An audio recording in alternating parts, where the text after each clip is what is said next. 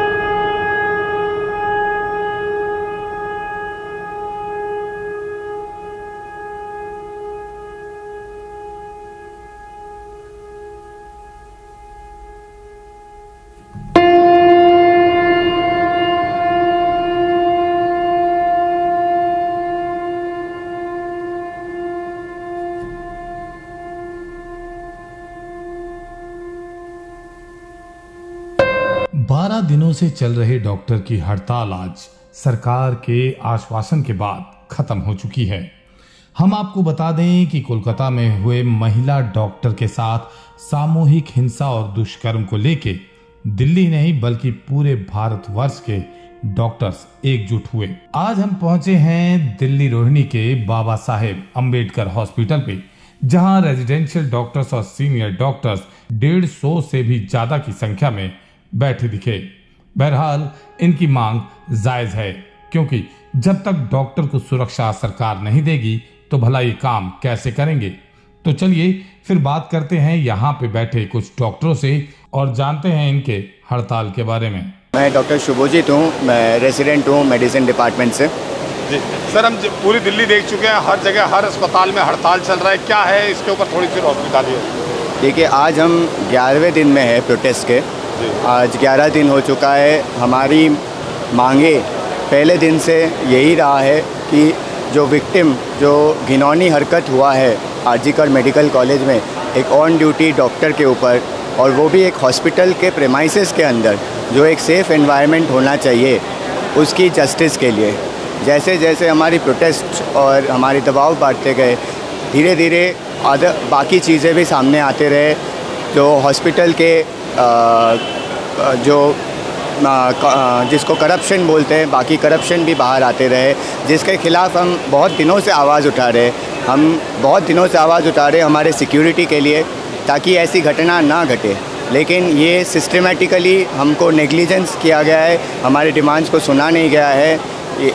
और आज ये दिन देखना पड़ा कि आज हमारी एक बहन को ऐसे मौत की सामना करना पड़े, जिसके लिए हम पूरे देश शर्मिंदा है।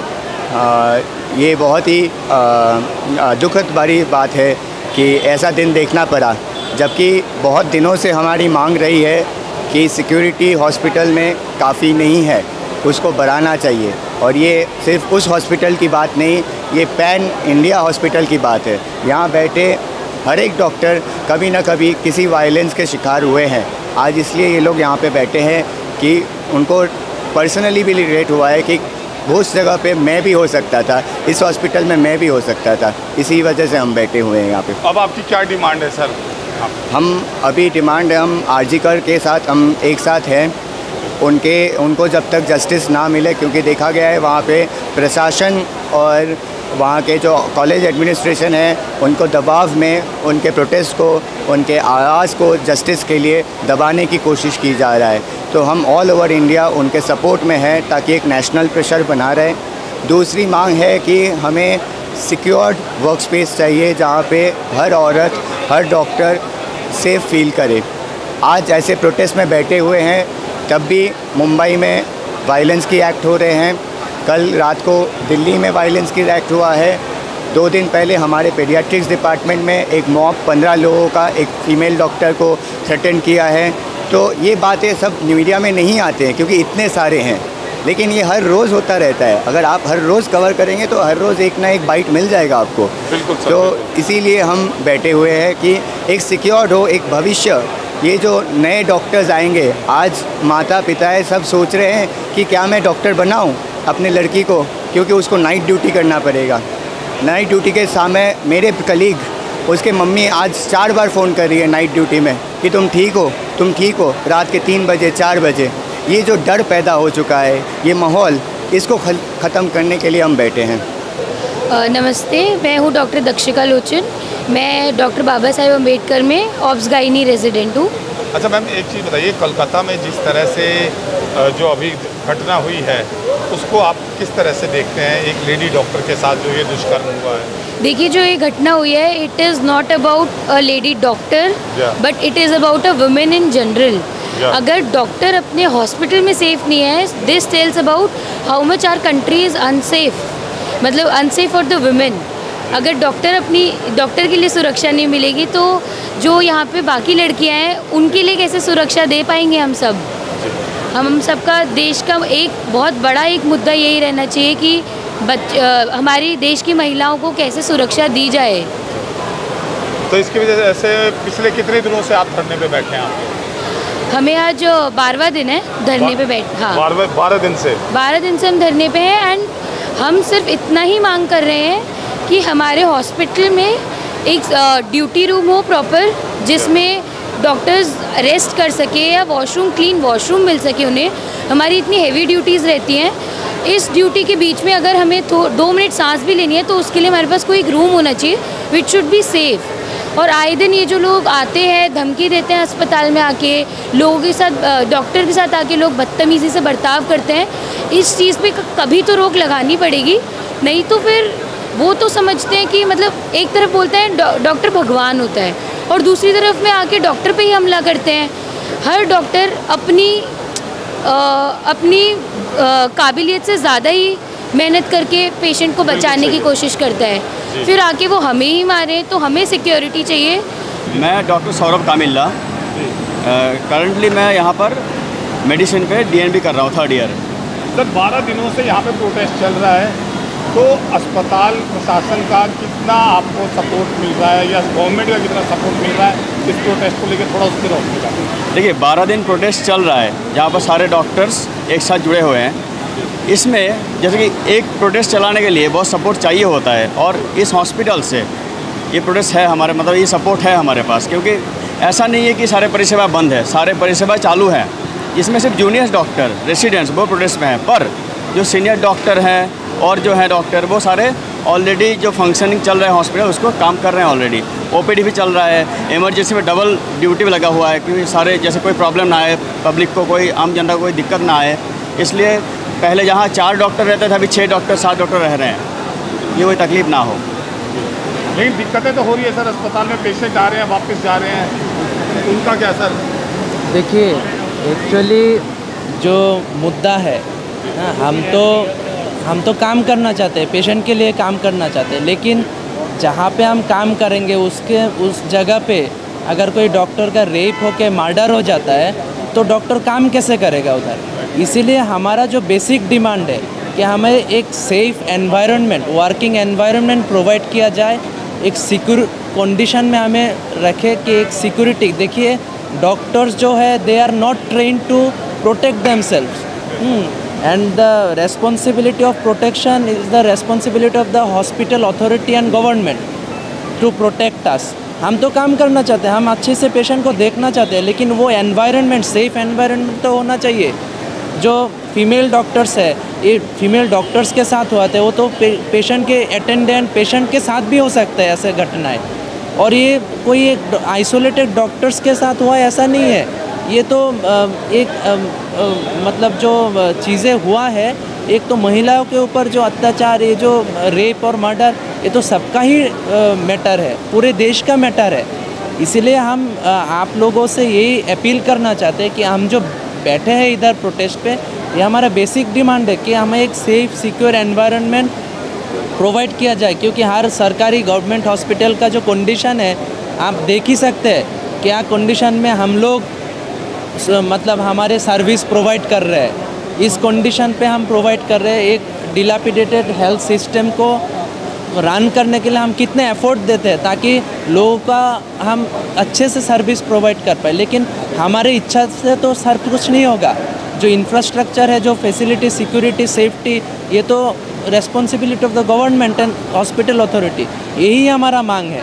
और जो हमारा प्राइमरी डिमांड है, आप सभी जानते हैं जो हादसा हुआ है कोलकाता में, जो honourable high court and supreme court ने वो कोई केस को अपने ऊपर वो लिया है, हम उनका सम्मान करते हैं और हम होपफुल है कि एक पॉजिटिव रेस्पॉन्स आएगा। सीबीआई से भी हम उम्मीद करते हैं कि जल्द से जल्द कल्प्रिट को अरेस्ट करे, यही हमारा प्राइमरी डिमांड है। अभी तक कोई अरेस्ट नहीं हुआ है, आफ्टर जो सीबीआई जब से केस लिया तब से अभी तक कोई अरेस्ट नहीं हुआ है। तो हमें तो ये फील होना चाहिए कि हाँ, जो progression of the case is in A right direction, ये हमें आश्वस्त होना चाहिए, तभी हम हमारे मतलब काम पे जाने के लिए हम सेफ फील करेंगे। हाँ, तो हम चाहते हैं काम करना, लेकिन हम इसलिए इस ध्यान को रखते हुए हम इमरजेंसी सर्विस को बंद नहीं किया है, बल्कि इमरजेंसी अब डबल मतलब जो पहले जितना लोग ड्यूटी करते हैं उससे ज़्यादा लोग ड्यूटी कर रहे हैं। कितने की संख्या में लोग यहाँ पे बैठे हुए हैं? अभी आप देख ही रहे हैं, हम हाँ, बहुत लोग, सारे लोग इधर ही बैठे हुए हैं, 100 से ज़्यादा लोग तो अभी इधर ही है।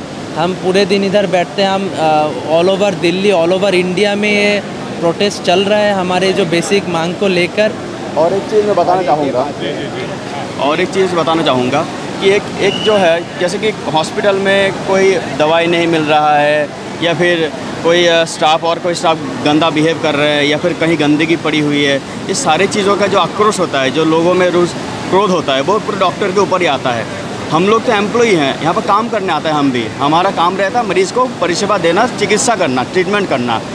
ये चीज़ पर जो गुस्सा लोगों का आता है वो पूरे डॉक्टर के ऊपर आता है कि डॉक्टर साहब ये दवाई नहीं मिल रही है, आपकी गलती है, वो स्टाफ मेरे से गंदा बिहेव कर रही है, आपकी गलती है, सारी चीज़ें ब्लेम हमारे ऊपर डाला जाता है। स्ट्रेचर खींचने के लिए जो एनओज होते हैं वो अवेलेबल नहीं होते हैं, जो बेसिक पेशेंट के फैसिलिटीज़ है ना, वो भी आधे गवर्नमेंट हॉस्पिटल्स प्रोवाइड नहीं कर पा रहे हैं। तो उसका गुस्सा जो पेशेंट का होता है, अस्पतालों में सुविधाओं का अभाव है, अभाव के लिए जो गुस्सा होता है वो डॉक्टर्स को फेस करना पड़ता है। तो ये भी हम मांग कर रहे हैं कि सरकार के लिए कि ऐसा सिचुएशन ना आए कि पेशेंट गुस्सा हो, जिसके वजह से डॉक्टर फ्रंटलाइन वर्कर होने की वजह से उनके ऊपर ये गुस्सा आता है। आधे टाइम इसी वजह से होता है कि आईसीयू में बेड नहीं है, या फिर कोई मेडिसिन, जो बेसिक मेडिसिन होते हैं कि बीपी की दवाई, शुगर की दवाई हम लिख तो देते हैं, लेकिन यहाँ पे स्टोर में अवेलेबल नहीं है, तो उनको गुस्सा आता है। बताइए, दिल्ली सरकार तो बड़े बड़े दावे कर रही है कि बहुत बढ़िया अस्पताल हमने बनाए हैं, सारी दवाइयाँ यहाँ पे हैं, तो फिर कितनी सच्चाई लगती है कि ये सारी चीज़ें आपको मिल रही है, सुविधाएँ मिल रही हैं? सर एक्चुअली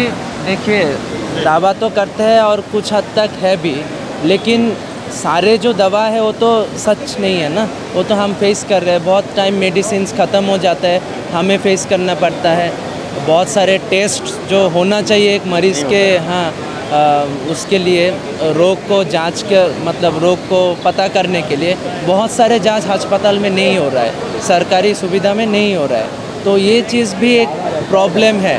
सरकारी सुविधा का जो अब जिस हद तक होना चाहिए, अगर हम डेवलप्ड नेशन में देखेंगे, अगर हम यूके के उसमें देखेंगे, जो NHS है सरकारी उसमें ही है, उसमें तो सारा कुछ होता है, लेकिन उस हद तक हमारा हेल्थ सिस्टम अभी तक नहीं गया है। इसलिए हम वो भी मांग करते हैं कि हेल्थ में जो भी सरकार हो, केंद्र सरकार हो और राज्य सरकार हो, वो हेल्थ में अपना बजट को बढ़ाए, ताकि इंफ्रास्ट्रक्चर रिलेटेड और जो हेल्थ सिस्टम का अपलिफ्टमेंट करना, सारे दवाई प्रोवाइड करना, सारे जांच होना, बेड, नंबर ऑफ़ बेड्स अच्छे से रहना, ये सब चीज़ होना चाहिए।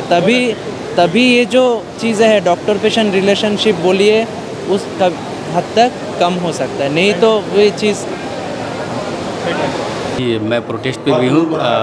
वर्कलोड तो है ही, लेकिन पेशेंट के इंटरेस्ट में हम बीच में टाइम निकाल के पेशेंट को देखते रहते हैं ताकि पेशेंट को उनको प्रॉब्लम ना हो, उनको बेसिक केयर मिलती रहे। इमरजेंसी हमारी 24 आवर्स जारी है, ठीक है ना। किसी भी इमरजेंसी पेशेंट को ऐसी कोई प्रॉब्लम नहीं हो रही है। ओपीडी पेशेंट को भी हम लोग पूरी कोशिश कर रहे हैं ताकि पेशेंट को भटकना न पड़े, उनको प्रॉपर जो उनकी दवाइयाँ चल रही हैं उनको प्रॉपर टाइम पे मिलती रहे।